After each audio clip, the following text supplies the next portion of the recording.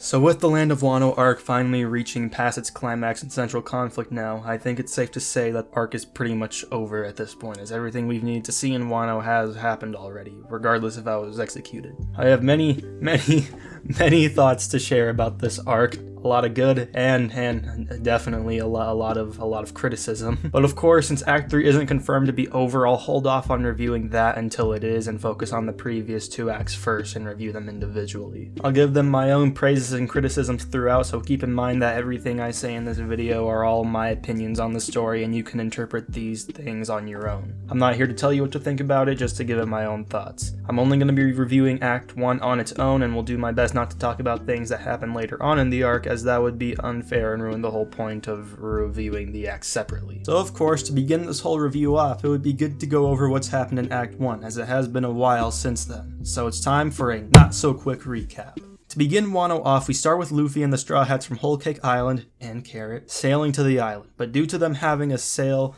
up a massive ass waterfall to get up there, things don't go so smoothly, and we end up falling into a massive whirlpool, washing Luffy up on the shore with the Sunny all alone. After seeing some weird Wano creatures, Luffy runs into and saves a little girl by the name of Tama, a girl from Wano with a weird devil fruit power that can make her tame pretty much any animal against their will. Of course, this is only for a temporary amount of time, but nonetheless it's a pretty useful power against a group of animal Zoan pirates. Luffy takes Tama back to her home, where she gives Luffy a bowl of rice for saving her life. Why is this significant, you ask? Well, that's where this guy comes in. His name's Tenguyama, and he gets pissed at Luffy for eating Tama's rice. You see, Tama lives a pretty grueling life. She weaves hats and is only given millet to eat, aside from the New Year's and her birthday, this day being her 8th, where she's able to eat rice. And well, Luffy just ate it all. She gets sick and starts passing in and out, where Tenguyama then reveals to us that Tama has been waiting years on the island for the pirate known as Ace to return to Wano, as he traveled there back when he had his own crew. Somehow. But here's the problem. Ace is 6 feet fucking under, which Luffy promptly tells them, only making the situation way worse. So he takes Tama and heads off to find her a doctor, and she reveals to us that Ace promised to return one day to Wano to take her aboard onto his crew when she becomes a kunoichi. While on the look for a doctor, Luffy runs into Zoro, meeting at long last after so long of not seeing each other. I mean, it's only actually been a couple of weeks in their time, but to us, we haven't seen them together in over 100 chapters. Luffy and Zoro run into Hawkins, one of the supernova who now works for Kaido, and they get into a fight, which gives us some cool Zoro attacks, but that's really all that matters here. Another woman they picked up from the fight takes them to a woman known as Okiku, who helps them treat Tama. We learn later that Kiku is a samurai and that the people of Wano live in just as grueling of a state as Tama does, being fed poisonous food as well as the water being poisoned. This makes it difficult for the people of the land to live good lives. Hell, even Zoro ate some of this poisoned meat. That won't be important for right now, not for this act. Tama gets captured by some of Kaido's gifters with really weird abilities, and so Zoro, Kiku, and Luffy go after them, running into a big sumo guy who wants to take Kiku in as his wife at Baccarat Town. Luffy fights the sumo wrestler and sends him right across town, then defeats the main gifter that had taken Tama away, something that Kiku originally feared, as it would garner the attention of Jack the Drought.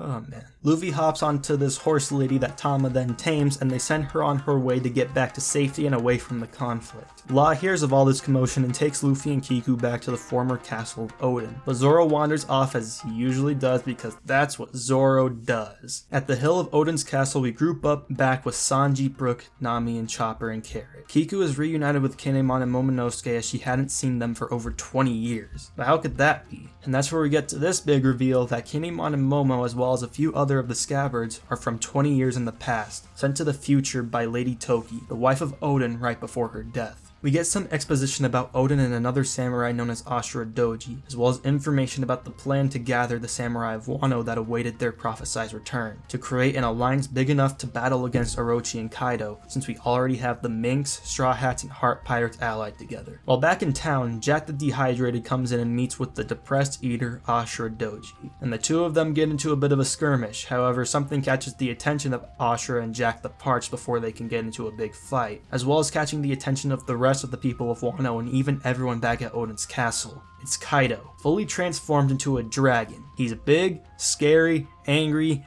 and drunk as a bitch. Luffy and Law leave the mountain and head towards town, and while doing so, Kaido unleashes a Boro Breath right onto the mountain, blasting pretty much the entire thing away with the rest of the Alliance and Straw Hat members on top of it. We also see that the horse lady that Tama drove with her away from harm was also taken out by Kaido, making Tama's fate up in the air. This angers Luffy and he calls for Kaido starting a fight in the middle of town, just to ultimately be taken out by just one hit of his club, even in Gear 4th. He insults Luffy's dream of becoming king of the pirates and asserts the difference in strength between an emperor and any other pirate in the world. Luffy is taken prisoner, Law is caught up in another skirmish with Hawkins, Zoro travels to another anime, and the rest of our friends on the island survived the blast that wiped out the entire mountain. As for the other Straw Hats, Robin was undercover as a geisha and Frankie and Usopp were doing, something. Luffy is taken prisoner in the Wano prison of Udon with Eustace Captain Kidd, who was taken prisoner long before the events of this arc after his alliance failed to take down Kaido after Dressrosa. And that concludes Act 1 of Wano.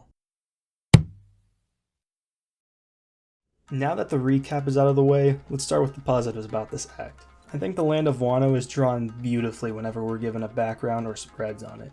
I do believe Oda has taken at least a bit of a decline in terms of his pen throughout the years, which isn't a knock by the way. I would expect that after 20 plus years of drawing a manga. There's so many pieces from these chapters that are just drawn so beautifully and reminds you a bit of that peak in art he had back from Skypiea to Marineford. The island very much distinguishes itself from the others pretty well and even better than most. Not to say the other islands don't differentiate themselves well, because I mean they obviously do, but with Wano you can just tell how alienated from the rest of the planet it is. The people there talk and act way different from people in other islands, where in most of the previous lands we've been to, they all mostly act about the same as each other. It's another one of the many examples of Oda's biggest positive, his world building, and it's still improving to this day. Characters like Tama and Kiku are very interesting on first introduction, and Kaido's introduction was done perfectly as well. He comes in pretty promising and lets you know that this isn't a villain you want to be playing around with and isn't going to be putting up with Luffy's games. For now. There's not a lot of negatives I can say about this setup, as it's, once again, just setup and it's done fundamentally well. I mean, I could poke a few holes like the over-reliance on exposition rather than just showing us things, or some of the middle subplots of Act 1 such as the sumo wrestler. Hawkins' entire annoying-ass involvement in getting Tama back isn't like the most fun thing in the world to read, but these aren't that big of problems and can only really go as nitpicky, especially since it was still fun to see Luffy and Zoro back together, so I won't go into detail about them.